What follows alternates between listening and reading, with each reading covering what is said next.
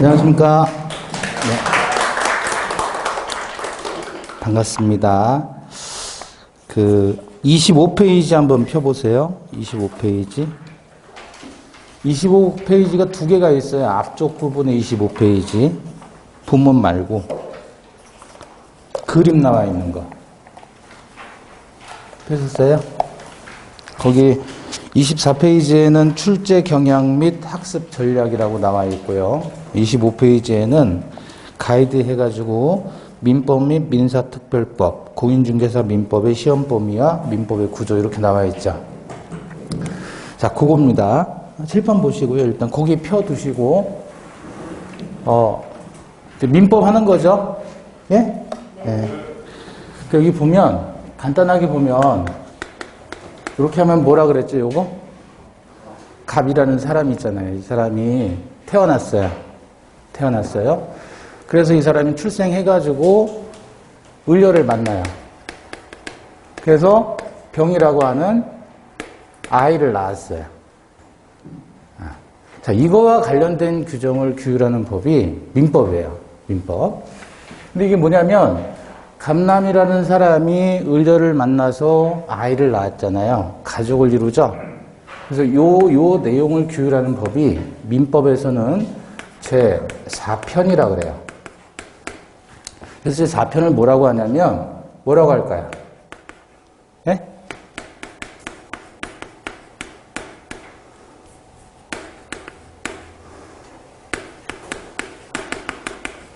친족법이라고 합니다. 친족법. 뭐라고 썼어요? 친족이에요, 친족. 자, 우리가 이제 앞으로 민법을 공부할 때 법을 보면 여러분도 보시겠지만 이제 이 책들을 보시면 뭐 한 장을 넘겨보세요.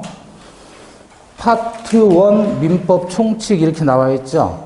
파트 1 그게 뭐냐면 우리식으로 표현하면 제1편 이렇게 되는 거예요. 이거 파트라고 얘기를 해요. 파트. 예? 예, 다 그런 건 아니에요. 우리 책에서만 그런 거고 다른 책에서는 달리 표현할 수 있어요.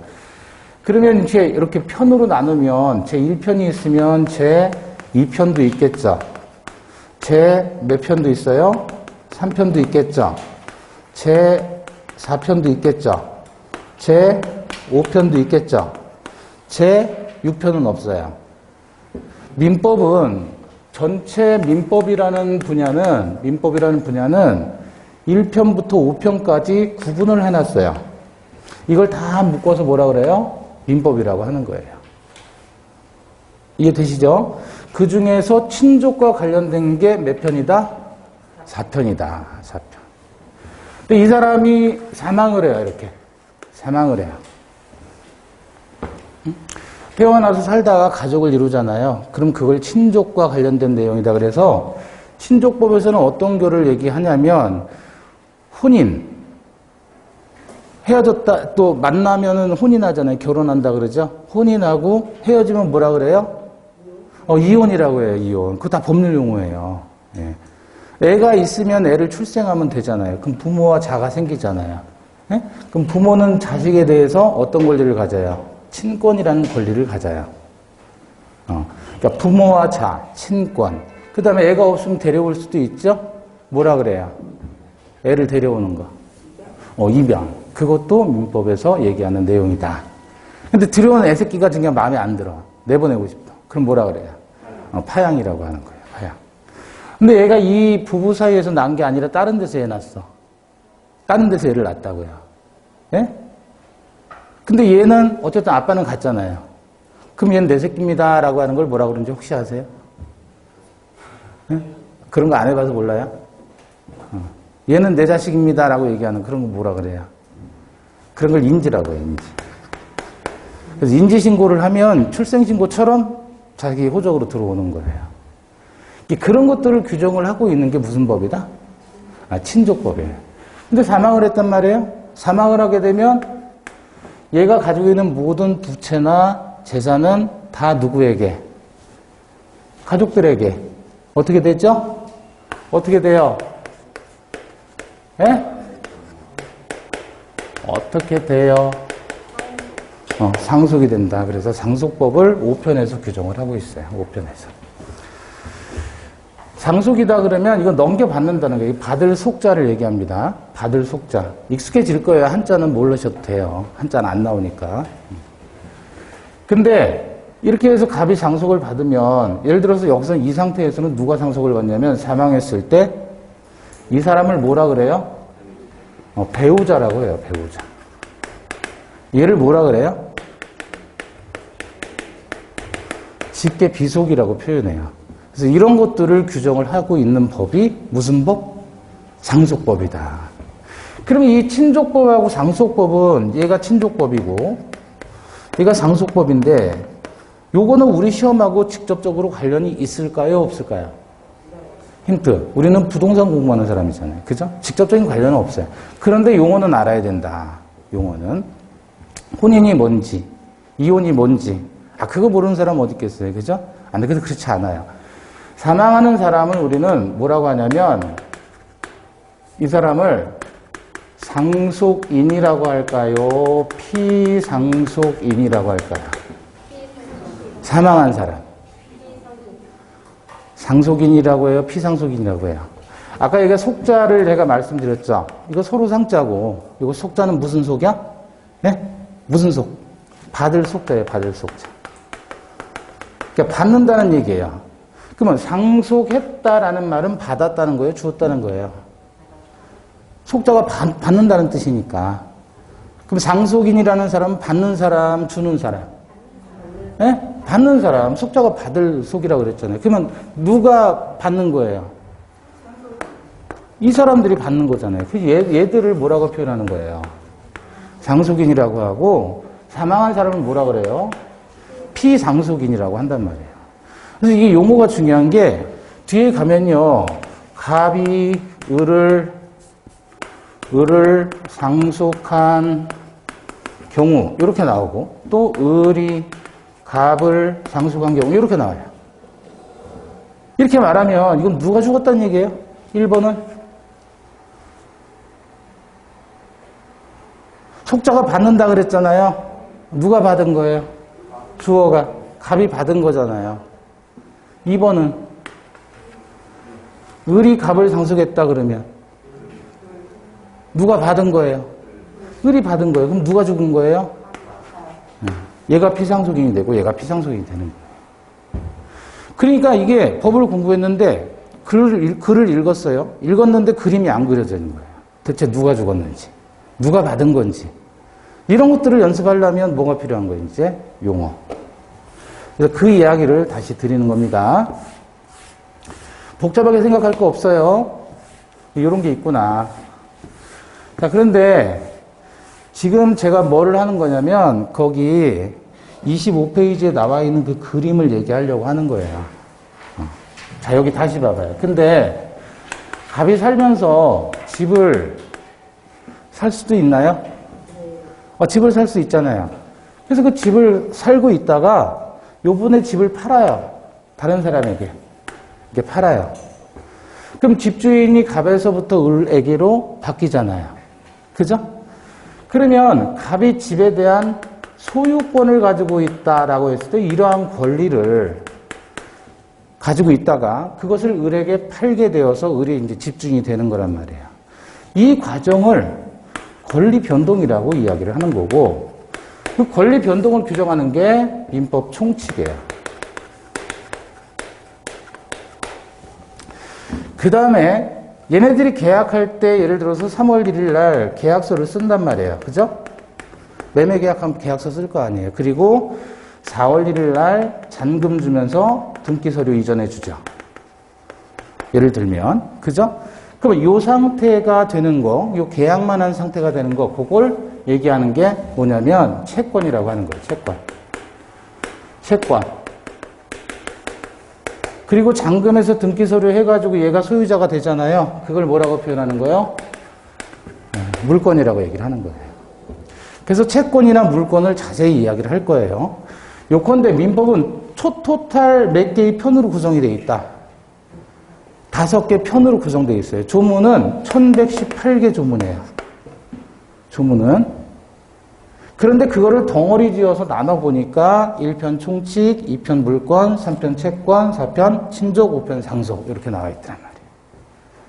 근데 그 중에서 우리가 이 민법 전체에서 공부하는 거는 우리가 공부하는 건 이 부분이에요. 여기는 빠지는 거예요.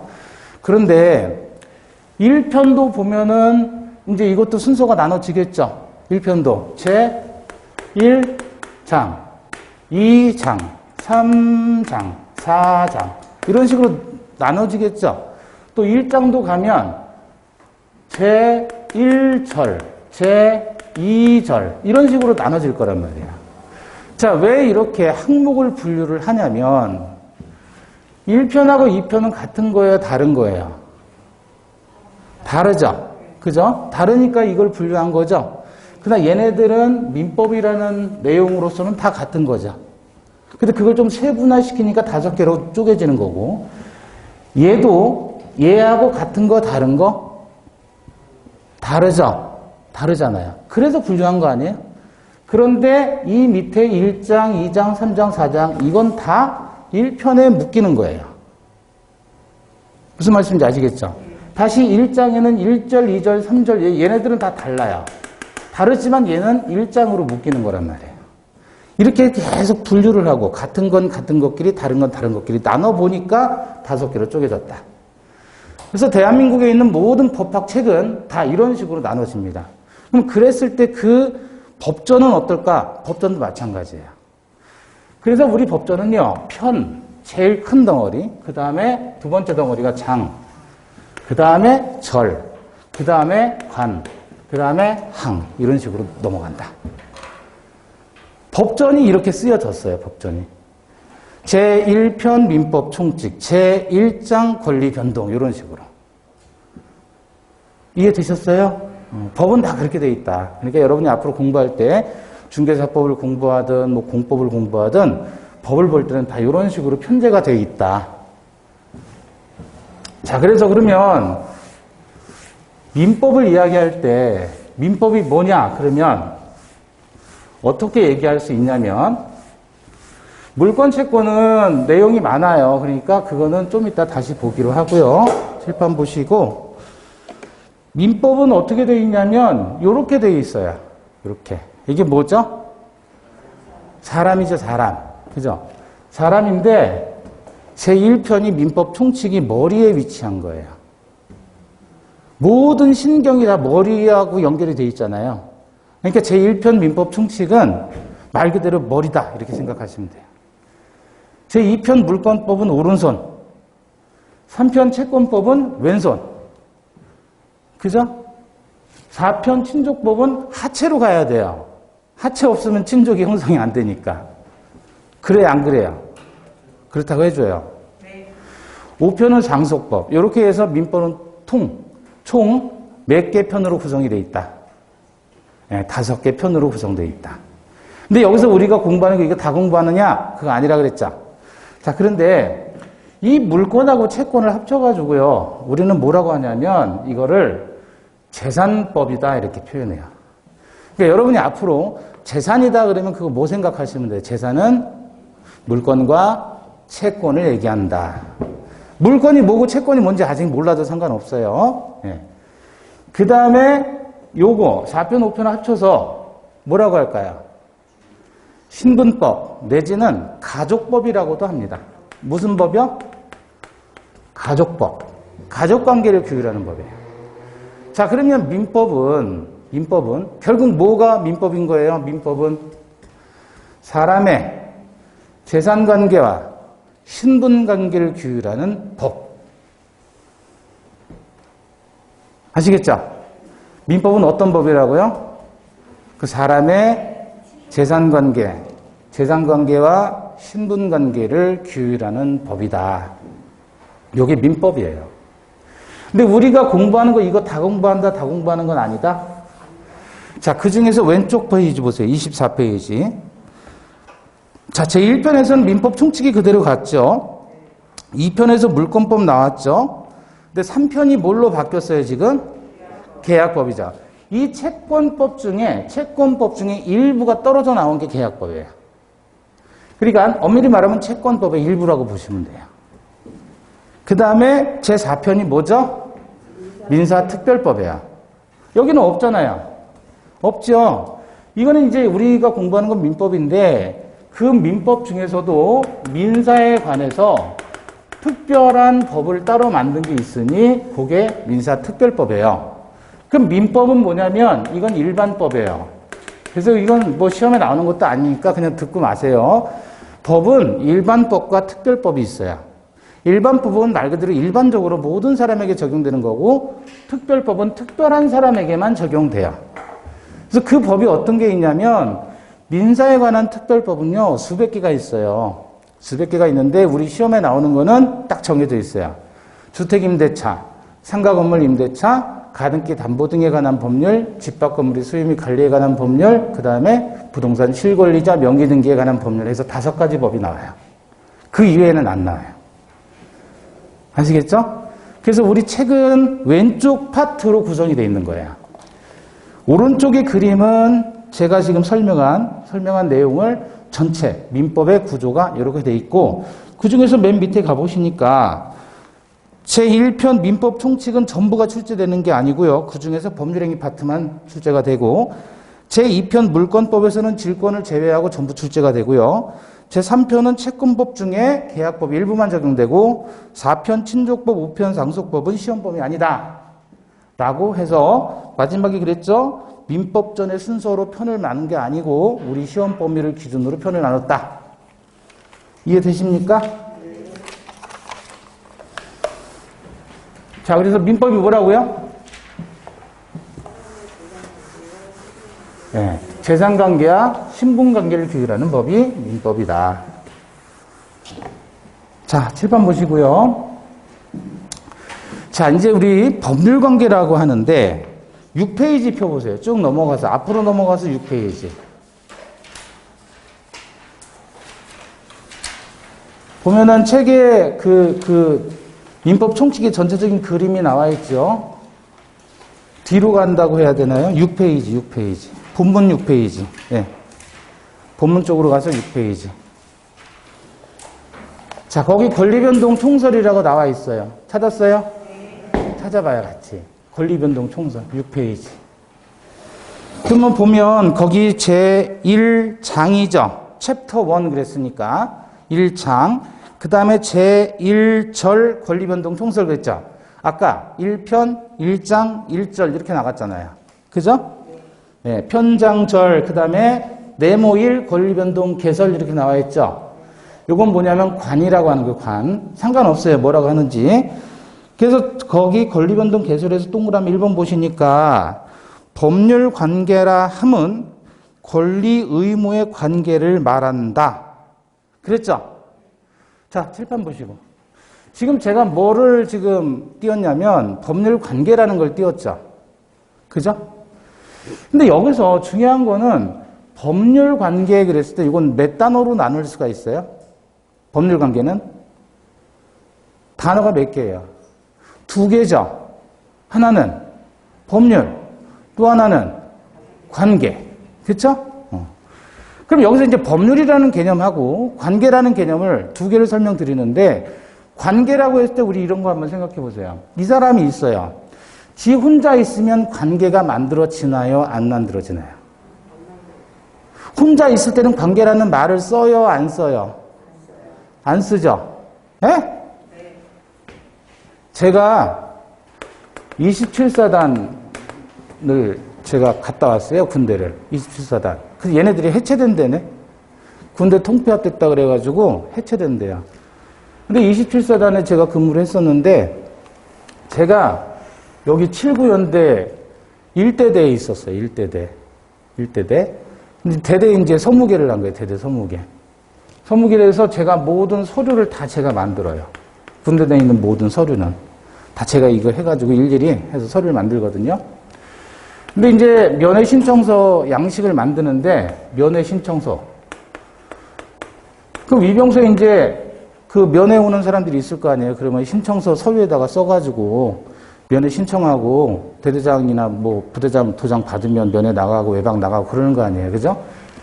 그런데 거기에 보면 성명, 이렇게. 뭐, 홍길숙이 홍길동을 찾아왔다. 이런 식으로. 관계, 뭐, 주소. 이렇게 이제 항목을 적으라고 했거든요. 근데, 관계를 1 이렇게 쓴 거예요. 그래서 사실은 제가 이걸 보고, 아, 이게 어떤 관계인지 정확히 알아야 되는데, 숫자를 1을 쓰니까, 예? 물론 근데 부대장님은 없었어요. 저가 전권을 다 행사한 거예요. 자기 비우면 자기가 이렇게 자기 대신 사인하라고 저한테 사인도 알려줬어요. 근데 사인을 할 수가 없잖아요, 제가. 예? 그렇잖아요. 그래서 빠꾸시켰어요. 그랬더니 또 관계 4 이렇게 해가지고 또 온 거예요. 그래서 또 빠꾸시켰어요. 아니 관계를 적으라니까 왜 자꾸 숫자만 쓰냐 이거예요. 예? 그래서 또 빠꾸시켰는데 또 올라왔어요.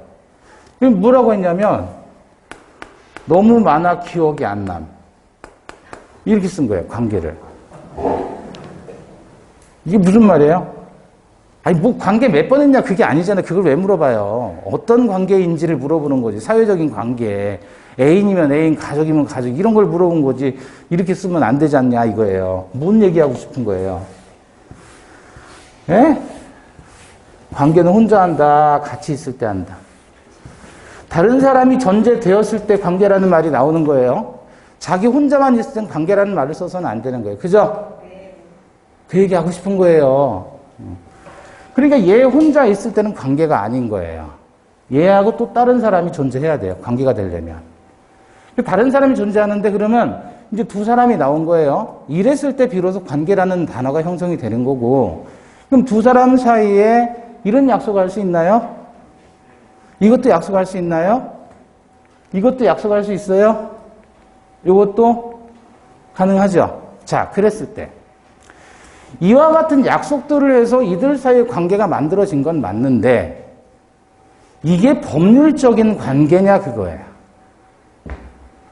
어때요?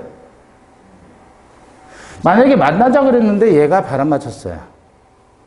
약속을 했는데 한쪽이 지키지 않았어요. 그럴 때 이 다른 상대방은 지키지 않은 사람에 대해서 뭔가 강제할 수 있는 뭐가 있어요? 법률적으로? 없잖아요. 이런 거를 그래서 우리는 인간들 사이의 관계다 그래서 인간관계라고 하는 거예요. 법률관계란 뭘 얘기하는 겁니까? 권리와 의무의 관계예요. 이해되시죠? 얘네들은 법률관계라고 하는 게 아니에요. 아, 그러니까 여러분 봐봐요. 관계는 혼자 있을 땐 관계가 아니다 그랬죠. 다른 사람하고 연결되었을 때 관계가 형성이 되는데 그 관계는 그냥 관계가 아니라 권리와 의무로서 맺어지는 관계, 그걸로 법률관계라고 한다. 그거를 우리 책에서는 한 줄로 얘기했죠. 뭐라 그랬어요? 6페이지에. 법률관계라 하면 권리와 의무의 관계를 말한다. 그죠? 자, 이제 본격적으로 들어가는 거예요. 자, 그럼 권리란 무엇이냐 그거죠. 권리. 오른쪽 페이지 보시면 권리의 개념과 종류 그랬죠. 권리라는 개념을 일단 여러분들이 이해를 하시고 그 다음에 이제 들어가는 거예요. 완전 기본인 거예요. 그죠? 예. 잘 따라올 수 있죠? 여기 봐봐요. 자, 일정한 이익을 향수하기 위해서 법이 인정한 힘이라고 했어요. 자, 권리라는 건 뭐죠? 권리는 이 권자가 무슨 권이에요? 이게 지금 약자인데 이렇게 써요. 이렇게. 이 권이 뭘까요? 권자가 한자로. 네? 누리다 권이에요. 누리다 권. 누릴 권. 그럼 권리 그러면 무슨 뜻이에요? 그쵸. 이익을 누리다. 그럼 권력은? 권력 가진 사람들 위해서 권력은 무슨 말이에요? 힘을 가지고 그걸 누리는 거예요. 세상을 잡으면 권세. 그죠? 권이라는 건 뭐예요? 누린다는 거예요. 그런데 글자 그대로 권리는 누리는 건데 말이에요. 이익을 누리는 거 아니에요? 향수한다라는 건 누릴 향자예요. 받을 수고. 이익을 누리기 위해서 뭐가? 법이 인정해야 돼요. 내가 주장해서 권리가 되는 게 아니라 법이 법전에 있어야지 권리가 되는 거예요. 그냥 되는 게 아니고. 그리고 뭐가 있어야 돼요? 예? 힘이 있어야 돼요. 자, 그러니까 권리의 개념은 자기가 주장해서 되는 게 아니고, 예? 물론 자기가 이익을 누리기 위해서 행사를 하는 거지만, 그거는 반드시 뭐에 근거가 있어야 된다? 법에 근거가 있어야 되고, 그 다음에 뭐가 있어야 돼요? 힘이 있어야 된다. 힘은 강제 집행이 가능해야 된다. 그거예요. 그러니 여러분, 만나자고 약속했다, 영화 보자고 약속했다, 여행 가자고 약속했다 그랬을 때 안 지키면 강제 집행할 수 있어요? 없어요? 없죠? 그건 권리가 아닌 거예요. 그런 애시당초 법률관계도 아닌 거예요. 그럼 우리가 공부하는 것은 그런 사람들 사이 인간관계를 공부하는 거예요? 법률관계를 공부하는 거예요? 법률관계. 그럼 법률관계를 공부했을 때는 권리, 의무의 관계를 공부해야 되는데 권리라는 건 내가 주장해서 되는 게 아니라 법이 반드시 규정을 해줘야 되고 법의 근거를 가지고서 강제 집행까지 진행할 수 있어야 된다. 이해되셨어요? 자, 그러면 그런 권리는 어떤 게 있느냐 그랬을 때 크게 보면 4개로 나눌 수가 있어요. 권리는 무슨 권이 있다? 지배권이라는 게 있어요. 지배권. 청구권이라는 것도 있고 형성권이라는 것도 있고 항변권이라는 것도 있는데 이거 다 법이 인정했다는 얘기예요. 그리고 강제 집행도 가능하다. 옛날에 전세권자의 갱신 청구권이 있느냐라고 하는 문제가 기출로 나왔었어요. 전세권자가 갱신은 다시갱의 새로운 신이에요. 즉 재계약을 얘기해요. 그거를 집주인에게 요구할 수 있는 권리가 있겠느냐. 문제가 이게 나왔단 말이에요. 네? 네. 자, 있다. 세입자는 집주인에게 재계약해달라고 요구할 수 있는 권리가 있다. 없다. 왜 없다고 생각해? 재계약해달라고 요구할 수 있지 않느냐. 기간을 약정했는데 기간이 끝났어요. 근데 재계약해달라고 얘기할 수 있다, 없다? 있다. 좋아요. 좋아요. 이게 문제가 좋은 거예요. 그죠? 제가 강의를 잘하는 거예요, 지금. 답이 획일적으로 안 나오잖아요. 전세권자가 갱신을 청구할 수 있다. 글쎄요. 갑소유 주택에 을이 전세권자로 살다가 기간이 2년 만료가 됐어요. 전세나 월세는 아시잖아요. 얘가 전세권자인데 얘가 얘한테 기간좀 연장해서 재계약합시다 라고 요구할 수 있어요? 없어요? 상식적으로 이거 가능하죠? 가능하죠? 근데 권리는 아니다. 나 좀 더 살게요. 2년만 더 살게요. 라고 하면, 그래, 그럼 그렇게 해. 라고 하면 둘이 뭐가 되는 거예요? 합의가 되는 거잖아요. 이러면 상관없는 건데, 이 권리다 그랬다면, 얘가 얘한테 법적으로 강제할 수 있어야 된단 말이에요. 근데 강제할 수 있다, 없다? 없다. 그거는 권리 개념 자체가 없으니까 이런 문제를 틀리는 거예요. 공부를 다 해놓고. 근데 본인들이 이렇게 생각해요. 아니, 재계약 얘기할 수 있지 않느냐. 그러면 오케이 하면, 그거는 재계약하는 재계약에 대한 청약과 승낙이라는 새로운 계약이 되는 것이지 이자가 얘가 싫다는데 일방적으로 권리 행사해서 강제 집행까지 밀어붙인다? 그건 아니다. 그건 아니다.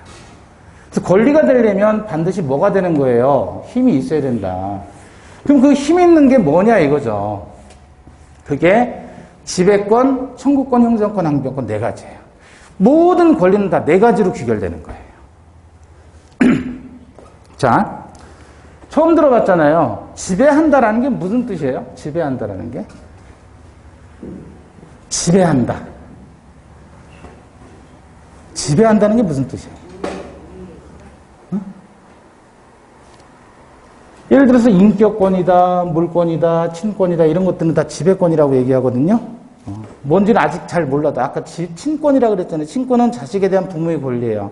양육권도 있고 체벌권도 있고 훈육권도 있고 이런 걸 다 친권이라고 하는데 그러한 친권은 지배권이라고 표현하는데 지배권이 도대체 뭔 말이냐 이거죠. 지배한다. 부모는 자식을 지배하나요? 부모가 자식을 지배하나요? 그건 아니죠. 자식도 새로운 인격체인데 지배하는 건 아니잖아요. 지배한다라고 했을 때 무슨 뜻이냐 그거예요. 자, 이건 개별적으로 달라요. 부모가 친권을 가지고 있다라는 거는 아이들을 지배한다는 뜻이 아니에요. 친권이라는 권리를 내가 지배한다는 뜻이에요. 권리를. 내가 훈육을 할지, 예? 얘를 다른 장소로 옮길지, 아니면 이 집에서만 살도록 할지를 내가 결정한다는 그런 얘기예요. 아이를 지배하는 게 아니고. 차차 보고요. 예를 들어 소유권을 가지고 있다. 그러면 소유권을 가지고 있다 그러면 시계를 소유한다 그랬을 때 이 시계에 대해서 내가 사용, 수익, 처분하는 게 지배한다고 표현되는 거예요. 네. 청구권이다. 그러면 예를 들어서 어떤 게 있냐면 매매 계약하면 매수인은 매도인에게 돈 달라고 요구할 수 있죠. 그걸 대금 지급 청구권이다 이렇게 얘기하는 거예요. 상대방에게 요구하는 권리를 청구권이라고 표현합니다. 형성권은 잘 안 들어보셨을 거예요. 밖에서도. 이거는 이제 법을 공부해야만 듣는 얘기인데 차임 증감 청구권, 전세금 증감 청구권 해가지고 뒤에 청구권이라는 말을 붙이거든요. 얘하고 헷갈릴 수 있어요. 근데 이 형성권은 뭐가 중요하냐면 특징이 일방적인 의사표시가 중요합니다. 일방적인 의사표시. 즉, 요게 포인트예요. 일방적으로 이야기를 하면 상대방은 무조건 의무가 생기는 거예요. 그래서 아주 강력한 권리가 형성권이에요. 몰라도 돼요. 차차 알게 되니까. 지금 쓸 것도 없어요. 항변권이라는 건 뭐냐면 뭐 동시이행의 항변권 등등등의 항변권이라는 단어가 우리 앞으로 공부할 때 쭉 나와요. 이거는 뭐 하는 거냐면 항이 무슨 뜻이에요? 항이 대들 다 저항하다 그거죠. 변은 말하다. 저항해서 말한다. 이걸 항변권이라고 얘기하는데 자, 이 권리를 어떻게 행사하느냐 그럼 그걸 봐야 되겠어요. 권리를 어떻게 행사하냐면 이 제목이 뭐라고 써놨죠 지금? 권리의 행사와 의무의 이행이죠. 이 단어 연결시켜야 돼요 여러분. 권리는 행사하는 것이고요. 의무는 뭐 하는 거예요? 이행하는 거예요. 그러면 권리의 이행, 의무의 행사 말이 되는 말이에요? 말이 안 되는 말이에요? 그런 말은 없어요. 그럼 앞으로 행사 나왔다 그러면 앞에 뭐가 생각된 거예요? 권리가. 이행 나왔다 그러면 뭐가 생략된 거예요? 의무가. 아시겠죠? 이행이란 말이 나오면 무조건 그 앞에는 의무라는 게 생략된 거예요. 공부하신 분들 여기 봐봐요. 우리 판결의 종류 보면 이행 판결, 형성 판결, 확인 판결, 판결의 종류는 세 가지거든요. 근데 무슨 판결이라고요? 그럼 앞에 뭐가 생략됐다? 그렇죠. 의무가 이행해야 된다고 판결을 내린 걸 이행 판결이라고 하는 거예요. 아시겠죠? 그러니까 이행이란 단어 들어가면 반드시 여러분은 의무하고 연결 지셔야 된다. 권리는 행사하고 의무는 이행한다. 그럼 아까 우리 권리 네 가지 봤잖아요. 뭐였어요? 지배권, 청구권, 형성권, 항변권. 이 네 가지 권리가 어떤 식으로 행사가 되느냐 그거예요. 그럼 다시 한번 보자 말이에요. 자, 지배권은 어떻게 행사하느냐? 청구권은 어떻게 행사하고 형성권은 어떻게 행사하느냐 그거죠. 자, 예를 들어서 소유권이라는 물건을 가지고 있다 그러면 그 사람이 그 물건을 지배한단 말이에요. 그럼 어떻게 하는 게 지배하는 거냐? 소유자라면 물건을 지가 사용하거나 아니면 남 빌려줘서 세를 받거나 아니면 지가 팔아먹거나 이런 걸 지배한다라고 표현하는 거예요. 청구권은 어떻게 하는 게 청구권이에요? 행사를 어떻게 해요? 청구권은 요구하면 돼요. 요구. 이 구한다라는 게 청에서 구한다는 뜻이잖아요. 청구한다. 상대방이 요구하는 거예요. 매도인은 집 파는 사람은 매수인에게 뭐 달라고 요구해요? 집 파는 사람은 집값 달라고 요구할 거 아니에요. 집 사는 사람은 매도인에게 뭐 달라고 요구해요? 집 달라고 요구할 거 아니에요. 그런 걸 우리는 청구권이다 이렇게 표현하는 거예요. 요구했는데 안 주면 강제집행하는 거예요. 그때는. 그죠? 형성권의 특징은 일방적인 의사표시다. 포인트는 일방적으로 하는 거예요. 일방적으로. 상대방이 동의해주고 말고가 없어요. 그냥 일방적으로 내가 결정하면 되는 거야. 이게 뭐냐면 여러분 민법은요. 개인과 개인 사이의 관계를 규율하는 법이다 그래서 뭐라 그러죠? 사법이라 그러잖아요. 이 사법은 뭐가 중요한 거냐면 이 개인 A라는 사람, 개인 B라는 사람이 동등한 인격체가 되기를 전제로 하는 거예요. 그래야 공평하게 계약할 테니까. 근데 여러분, 지난주에 이제 오리엔테이션 지나면서 들으셨지만, 공법이라는 건 뭐죠? 국가와 개인 사이의 수직적 관계를 규율하는 법이죠. 그죠? 그래서 여러분 부동산 공법도 공부해 보셨잖아요. 사법과 공법의 차이점은 뭐냐면 원리가 달라요. 공법에서 제일 중요한 거는 국가는 힘을 가지고 있잖아요. 그걸 공권력이라고 하죠. 공권력은 누가 줬어요? 국민이 준 거예요. 국민들이 모아가지고 공익적인 일을 하도록 권력을 준 거란 말이에요. 따라서 국가는 국민을 지배, 복종할 수 있어요. 힘이 있기 때문에. 단, 꼴린 대로 하면 안 된단 말이에요. 제일 중요한 건 뭐예요? 네? 법치주의예요, 법치주의. 법대로 하라는 얘기예요. 권력을 행사할 때 니들 마음대로 하지 말고 국민이 만든 법으로 만들어라. 그래서 이건 법치주의가 제일 중요한 거예요. 근데 개인과 개인 사이에서는 뭐가 제일 중요하냐? 사법 영역에서는 동등한 인간과 인간이 만나서 거래를 할 때는 제일 중요한 게 뭐겠어요? 제일 중요한 게 뭐예요? 자유라고 하는 거예요, 자유. 자유로이 거래하라는 거예요, 자유로이. 너희들 마음에 맞게. 이거를 뭐라고 하냐면, 이걸 자유라고 하면 약간 좀 폼이 안 나잖아요. 그래서 이걸 뭐라 그래요? 사적 자치의 원칙이라고 이야기를 하는 거예요. 사적인 영역은 스스로 결정하라는 얘기입니다. 사적 자치의 원칙. 그래서 민법의 이상이 1118개 조문의 주제는 뭐다? 사적 자치다. 법이 완전히 다른 거예요. 근본 자체가. 공법하고 사법은. 그 사법의 가장 대표가 민법인 거예요. 뭐 쓸 거는 없어요. 괜히 감동도 받지 마세요, 아직.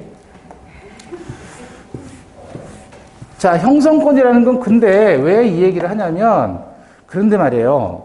개인과 개인 사이에 보통 이제 권리가 생기려고 하면 당사자 간에 이제 합리적으로 자기들끼리 계약을 하면 권리가 생기는데, 이건 그거하고 상관없이요. 얘가 일방적으로 얘한테 의무를 부과시킬 수 있어요. 너 해! 그럼 얘는 해야 되는 의무가 생기는 거예요. 그럼 이거는 평등한 관계가 아닌 거잖아요. 그죠? 그래서 이 일종의 이것도 권력 적용이 되는 거예요. 개인 사이에. 그래서 아주 강한 권리를 얘한테 주겠다는 거예요.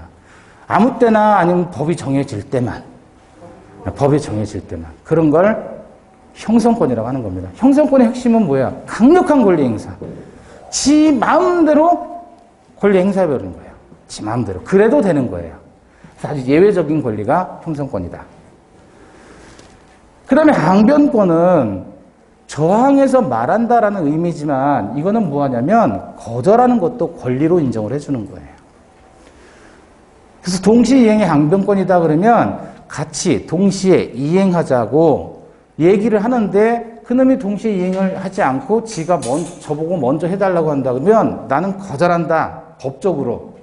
그래서 합법적으로 거절하는 권리를 우리는 항변권이라고 이야기를 한다. 그래서 이제 이런 구체적인 권리나 이런 걸 몰라도 상관은 없어요. 지금 그냥 시작하는 법이니까. 이제 차차 디테일하게 들어가면 내용이 다 이해가 되실 거예요. 자, 그래서 거기 7페이지 보시면 권리 행사와 의무의 이행 그랬죠. 박스 안에. 읽어보시죠. 자, 같이 읽어요. 시작. 권리 행사란 권리의 내용이 구체화되는 과정을 말한다. 의무의 이행이란 의무자가 의무의 내용을 실현하는 것을 의미한다. 지배권이라면 권리자가 대상을 직접 사용, 수익, 처분하게 되며 청구지라면 의무자에게 일정한 행위를 청구하게 되며 형성권이라면 권리자가 일방적 의사표시를 하면 되고 항변권자라면 청구권자의 이행 청구를 거절한다. 그래서 항변권을 우리는 거절권이다 이렇게 얘기를 하시면 되겠습니다. 자, 그러면 이제 20페이지 보시면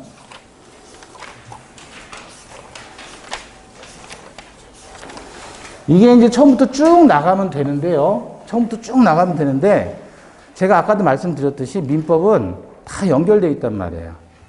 자, 아까 우리 1편이 뭐였죠? 민법의 총칙이라고 했잖아요. 2편이 물권법, 3편이 채권법, 4편이 신조, 5편이 상속법. 그래서 이걸 합쳐서 우리는 신분법이라고 했고, 이걸 합쳐서 재산법이라고 했죠. 자, 여기서 총칙이라는 게 뭐냐면 이렇게 써요. 이거 법칙이죠. 법이에요. 법이라고 할 때 칙으로 읽어요. 법칙이에요. 요거는 무슨 총인지 아세요? 모을총이에요. 모을총. 모을총. 부동산학이든 어떤 학문이든요. 다 총론, 총칙이라는 게 있어요. 그러면 각론, 각칙이 되는 거야. 여기서 이 총이라는 건 뭐냐면 총은 모았다 그거 모았다.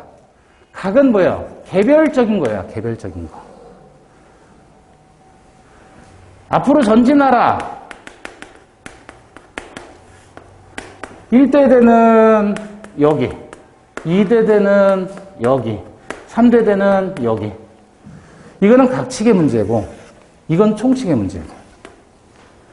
그래서 총이라는 말이 모았다라는 뜻인데 뭘 모으냐면 여기에 물권 채권의 공통점과 친족 상속의 공통점을 다 모아가지고 총이라고 얘기를 하는 거예요.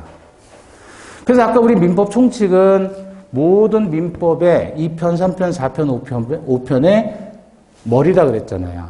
공통점을 다 여기서 모았기 때문에 총칙이라는 말이 대단히 추상적인 거다. 반면에 얘네들은 얘보다는 구체적인 거죠. 어떻게 얘기하냐면 여기서는 권리 변동이라고 표현을 해요. 근데 일로 가잖아요. 그럼 이 권리는 아주 큰 말이죠. 뜻이. 그거보다 작은 말이 바로 물권이에요. 그럼 일로 가면 물권 변동이 되는 거예요. 여기로 가면 채권 변동이 되는 거예요. 여기로 가면 신분 변동이 되는 거예요. 그래서 민법은 이렇게 총칙이라는 단어가 맨 처음에 나오는 이유가 다른 것들에 대한 다 공통 분모를 모았기 때문에 대단히 이 총칙이 어렵고 추상적이에요. 그래서 여기서 그냥 권리라고 하는 건데 일로 가면 물권이 되고 일로 가면 채권이 되고 일로 가면 신분권이 된다. 그렇게 다 연결이 돼 있어요. 그래서 우리가 혼인, 입양, 이혼, 파양, 인지 이런 것들을 다 용어를 알아야 되는 게 연결되어 있기 때문에 그래요. 자, 그럼 이제 권리 주체부터 한번 보죠. 여러분 교재는 20페이지에 나와 있습니다. 자, 권리의 주체 그러면 무슨 뜻이에요? 말뜻이. 아까 우리 권리라는 거 알았죠? 권리는 법에 의해서 인정된 힘입니다. 그죠? 일정한 이익을 향수하기 위해서 법이 인정한 힘을 권리라고 했는데 그 권리는 4개 있다고 그랬어요. 지배권, 청구권, 형성권, 항변권. 뭔지 몰라도 하여튼 4개는 있어요. 그죠? 그 권리가 있을 때 그 권리는 누가 갖느냐 그거죠. 누가 가져요? 권리를 갖는 사람이 있잖아요. 누가? 그게 주체 문제란 말이에요. 권리를 갖고서 그 권리를 행사할 수 있는 사람이 정해져 있는 거예요. 아무나 하는 게 아니에요.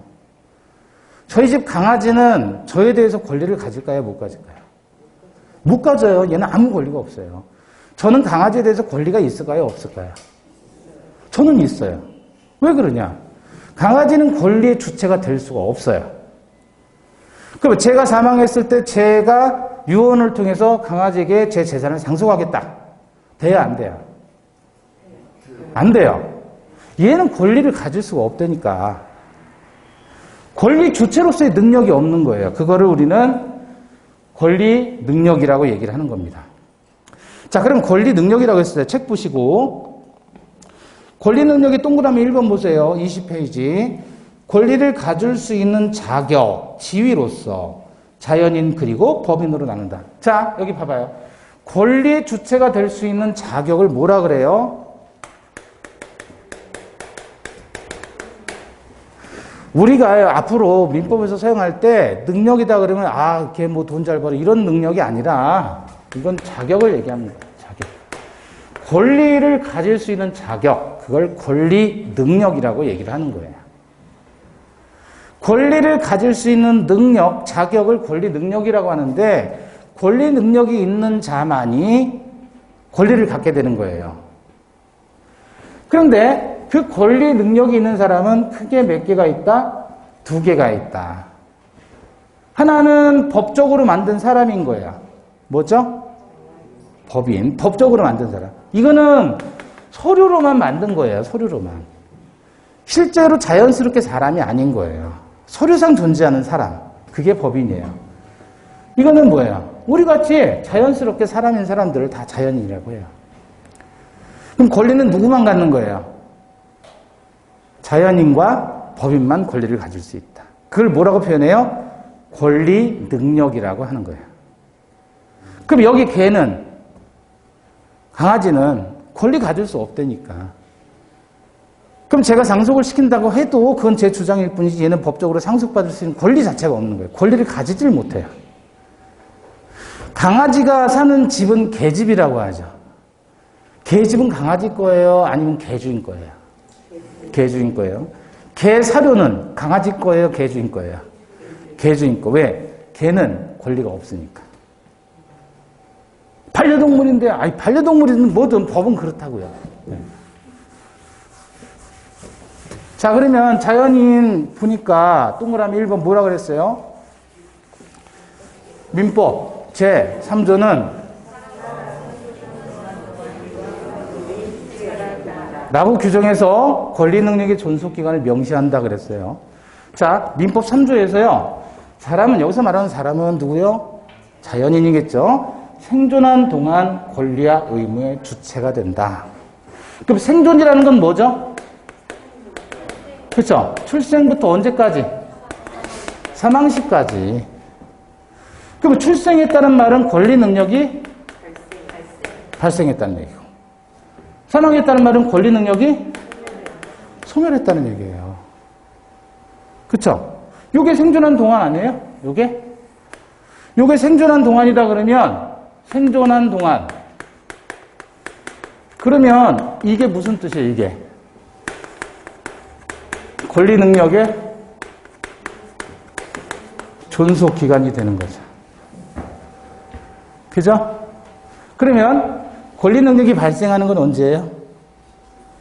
출생했을 때. 그럼 여러분은 현재 권리 능력이 있는 상태, 없는 상태? 있는 상태. 근데 권리 능력은 언제 상실되는 거예요? 사망하면. 사망하면 그러면 사망한 이후에 시신이라고 하나요? 권리를 가져요, 못 가져요? 못 갖잖아요. 그러니까 어떻게 되는 거예요? 권리를 가질 수가 없으니까. 그러니까 얘가 이 사망한 A라는 사람이 사망하는 순간 권리 능력이 소멸해버리니까 더 이상 이 사람이 가진 집이나 이런 것들은 가질 권리가 없는 거예요, 이 사람은. 그래서 상속이 일어나는 거예요. 이렇게 나오는 게 이게 자본주의가 되는 거고. 그죠? 이해되셔요? 만약에 사망했는데, 그럼 그 사람의 재산을 다 국가가 뺏어간다 그러면 순수한 사회주의겠죠. 그죠? 개인 사유재산을 인정하지 않는 게 사회주의니까. 지금 중국이나 북한이나 러시아나 사회주의 한다 그래서 그게 무슨 사회주의예요, 그게. 사회주의가 아니지. 걔들 다 개인 거래 다 하는데, 개인 소유재산 다 있는데. 순수한 사회주의가 아니잖아요, 거기는. 그러면 또 하나. 출생하기 전 상태에서 엄마 뱃속에 있는 아이를 뭐라 그럴까요? 태아. 사람이다, 아니다? 법적으로 사람 아닌 거예요. 언제부터 사람이라고 그랬어요? 언제부터 권리 능력을 취득한다 그랬어요? 출생. 아시겠죠? 앞으로 이제 등남을 축하합니다. 그러지 마시고 뭐라고 해요? 권리 능력의 발생을 축하드립니다. 네? 사망을 애도합니다 하지 마시고 권리 능력의 소멸을 애도합니다. 고인이 올해 몇 세 돌아가셨어요? 그러지 마시고 권리 능력의 존속 기간이 어찌 됩니까? 아시겠죠? 자, 그런데 두 번째, 권리의 주체가 될 수 있는 권리 능력자는 자연인도 권리 능력자이지만 누구도요? 법인도 권리 능력자예요. 그럼 법인은 출생에 해당하는 게 언제냐? 법인은 설립 등기를 했을 때 출생하는 거예요. 그럼 언제 사망하는 거냐? 법인은 뭐 했을 때? 해산했을 때 사망하는 겁니다. 근데 법인의 종류가요, 두 가지가 있어요. 법인의 종류가. 법으로 사람을 만들었잖아요. 하나는 사람의 단체에 대해서 법인격을 주는 경우가 있고, 또 하나는 재산의 단체에 대해서 법인격을 주는 경우가 있다. 그래서 사단법인을 보통 무슨 사단, 무슨 사단 그러잖아요. 무슨 재단 그러고. 보통 재단법인은 어떤 게 맞나요?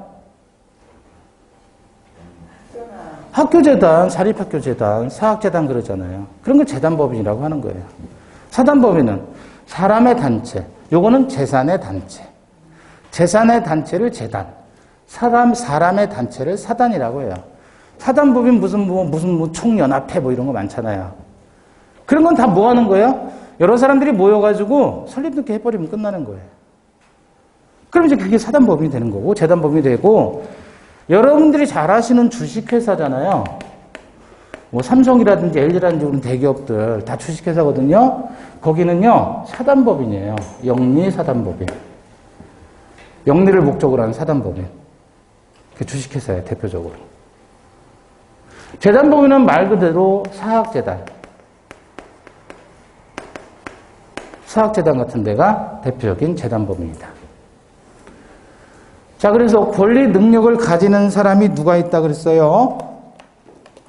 자연인하고 법인. 자연인과 법인이 권리의 주체가 될 수 있을 뿐이다. 잠시 쉬었다가 보겠습니다.